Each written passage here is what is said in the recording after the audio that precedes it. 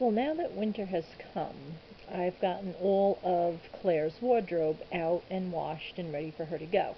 And I wanted to show you some different styles of dog sweaters so that if you're buying one, you know which one is best to get for your dog. This was the first one we ever got her. In fact, this is the first dog that I've ever had to have a sweater on. This type of sweater, what you do is you would put it over their head, and then what you have to do is you have to sort of like bend their knees so that this is the little leg opening here. And she's not crazy about me messing with her legs and trying to get the sweater on, but once it's on, it's a nice comfortable fit for her. This is actually large. Claire is about somewhere between 15 and 17 pounds, and this is considered a large. But it fits her nicely, and we have a couple of others that are the same style. This pink one, and again you have the opening for the neck, the leg openings, and then it's sort of like, I guess you would call it a belly panel here. And this one also, which has a little turtleneck, is constructed the same way. So you put it over the head, you bend the legs through here. This one has a little hole back here, and that's so that you could put the leash on the collar through here. And she has one more made this way. This is, her bling sweater. This is made of a little bit itchier material. I don't know if it really itches the dogs because of their fur. So those are the three that are constructed that way. Now, when we were grooming, I have to tell you, if you have a dog that has long hair, Maltese, Shih Tzu, sweaters oftentimes, I guess because of the rubbing and the movement, will mat up the hair. So if you're looking for a sweater for a dog with longer hair, you might want one that has like a satin inside so that the hair doesn't mat up as much. This one, well, this is a knitted disaster, but I tried knitting her a sweater, and I tried to do it the same construction with the band underneath and putting the feet through. This is actually really soft yarn, so she likes this one as well. Then I tried crocheting, and crocheting is a sweater for dog, not hard at all. I started out with this little square, and as I crocheted, I tried to just make it the size of her chest. And then when I got that part, I just went up and around the back, crocheted until it was long enough. Once I put it on her, though, I also did like a belly band.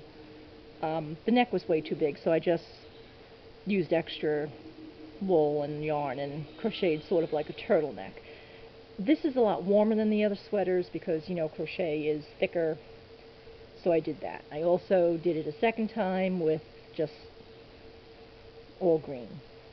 These two are her warmest sweaters. She also has a couple of ski coats. Now this is her ski jacket, and these are both done different ways. This one, you put it over her back, and then you put the legs through the holes here, and it just velcros. Oops.